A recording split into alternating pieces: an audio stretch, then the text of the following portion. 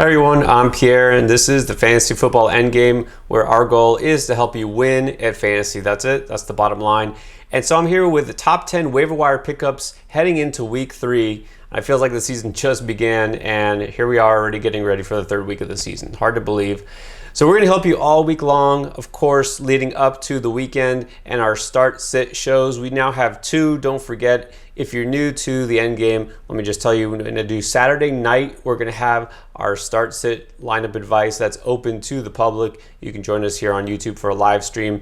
And our members-only stream that is available Sunday morning. All you have to do is sign up on Patreon for the low price of $4.99 a month. All the information that you need is in the description right below here. So check out those links and join up. All right, so let's get to it. Who are the top pickups for this week? Let's start out with an obvious one. It's Rondale Moore in Arizona. Look, last week was the Christian Kirk show, but we knew that wouldn't last very long because that's what Kirk does. He kind of shows up in flashes and then disappears, and he did get a lot of his fantasy points last week from those 2 touchdowns.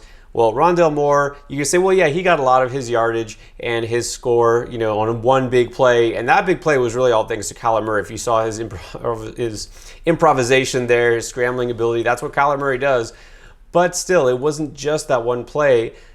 Rondale Moore led the team with 114 receiving yards. He actually doubled DeAndre Hopkins' yardage.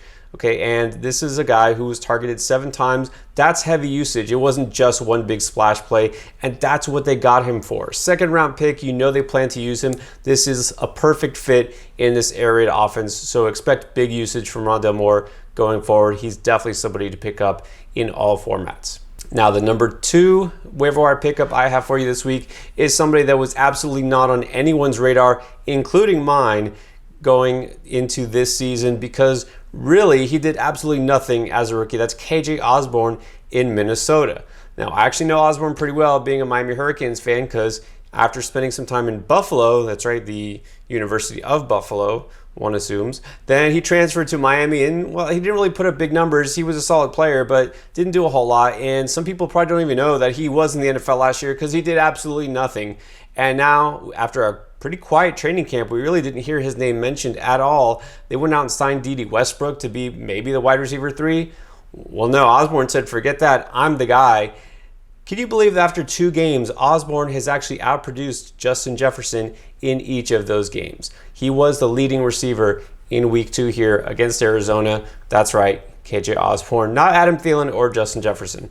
Now, I'm not saying Osborn's taken away his job and becoming the number 1 target there, but he's absolutely part of that offense, a big part of that offense, and you have to consider him. So even though he's got 2 really good receivers ahead of him in the pecking order, he's getting those targets, and obviously this offense is clicking. So go out and make a claim for Osborn if you didn't already last week. I know some of you did because we talked about him a little bit here last week, but he's still widely available. So go ahead and make a claim for Osborn if you can. It looks like he has tremendous upside. Let's go with another receiver here, a guy who might have a harder time finding because, well, first of all, 2 weeks in a row, Sterling Shepard has shown out and shown he's the number 1 guy for Daniel Jones.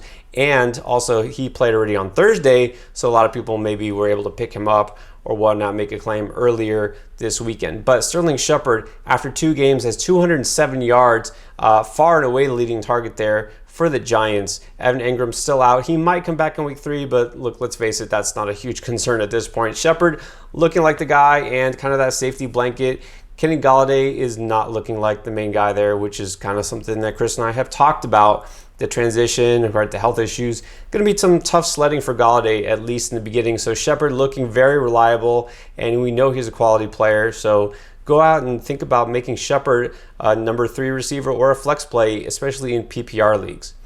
All right, let's get to a running back finally, and there's not a lot that's available, honestly, on the waiver wire.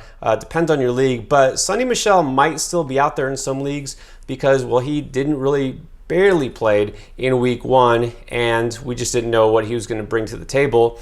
Well, we might find out now because Darrell Henderson did leave towards the end of the week 2 game with Indianapolis with a rib injury. As of right now, no word on the severity, so maybe he won't miss time. Maybe it's a pain tolerance thing. Those rib injuries often are.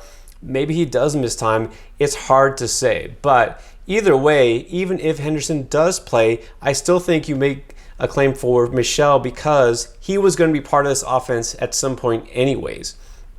Henderson wasn't going to keep getting 100% of the touches. Michel, obviously they traded for him for a reason, not just depth. They could have signed somebody like a free agent, veteran.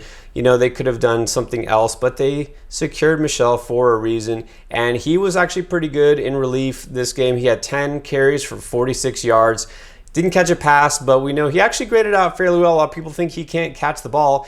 It's not that he can, he just really didn't in New England because, well, they have James White.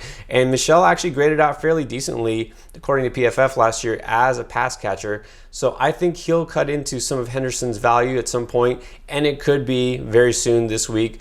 We shall see. It might not be in week 3, though, because they do face Tampa Bay. That's a bad matchup. So I don't recommend starting Michel, but I do recommend stashing him if he's available. All right, back to receiver now. Let's go to Darnell Mooney. Also, less of a chance that he's available. In some leagues, he might have actually even been dropped in shallower leagues after week 1.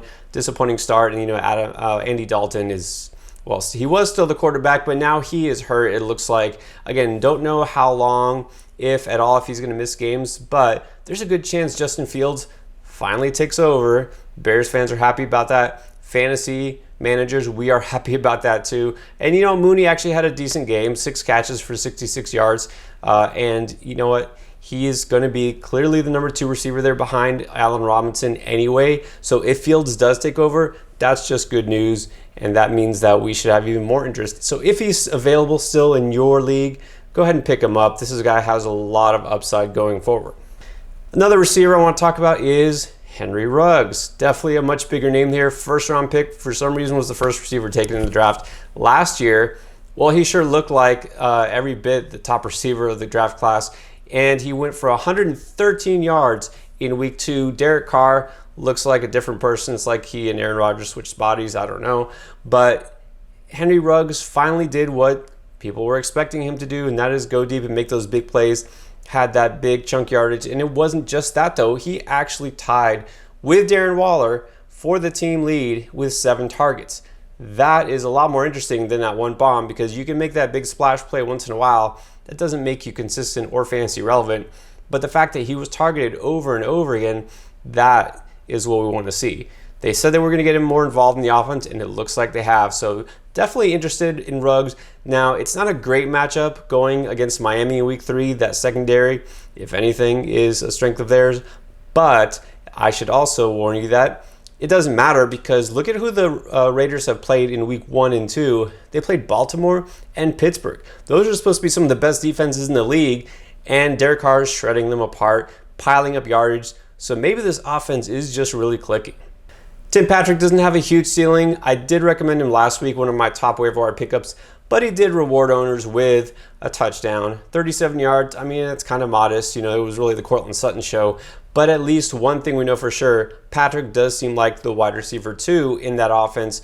Some people mentioned KJ Hamler. Look, KJ Hamler has the speed over him. He's got the talent. He just doesn't have the focus. He had a terrible touchdown dropped in week 1, and just in the short time I was watching that Denver-Jacksonville game, I saw another drop, right? Just a missed assignment. He wasn't where he was supposed to be. The ball was there. He wasn't. He only caught 1 of 3 targets. Hamler is just not going to be a threat right now.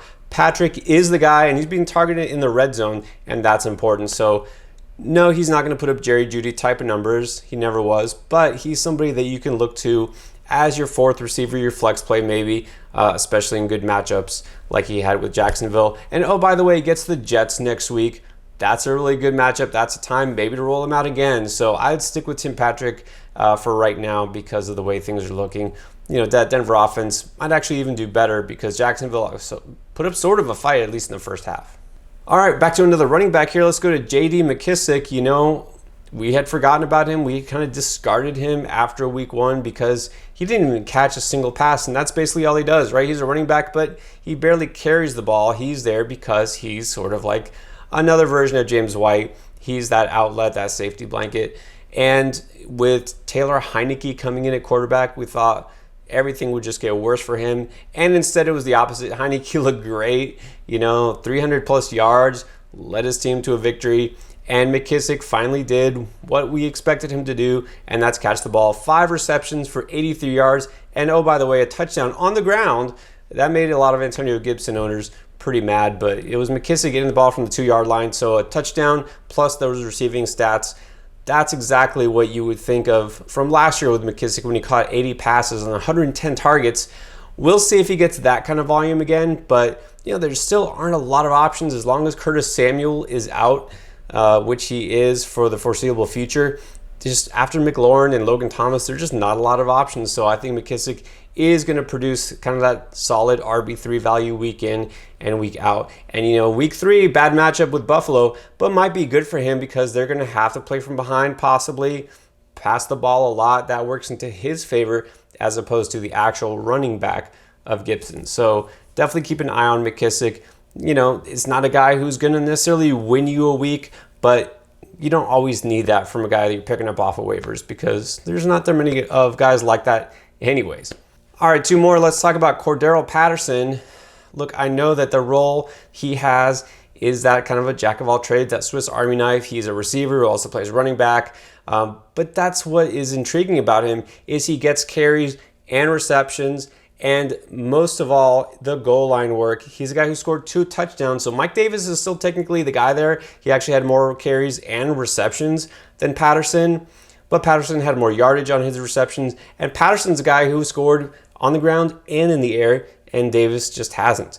So Patterson is intriguing. Again, it's not a guy you necessarily want to have as an every week starter, but he's kind of one of those interesting plug and play guys, once the bye weeks start coming in, or if you're, dealing with injuries or whatnot. So he's more on the lower end of the waiver wire priority, but this is a guy who can fill that role. And look, he slots in, actually qualifies at both running back and receiver in Yahoo and a lot of other leagues. So it's always nice to have that versatility. So Patterson, definitely somebody that you can add if you need somebody. And then if you're looking for a quarterback, which, well, some of you are, you know what? A lot of people were on Jameis Winston after last week.